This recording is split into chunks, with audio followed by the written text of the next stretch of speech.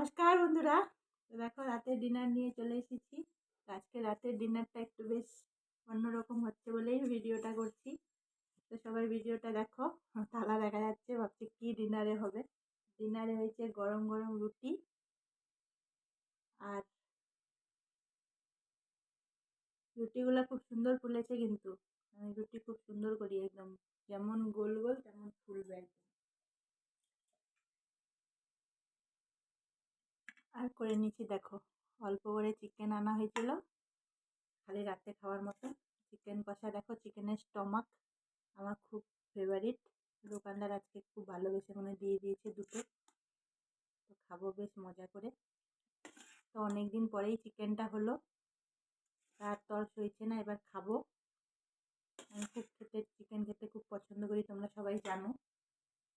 রাতের ডিনারে একদম গরম গরম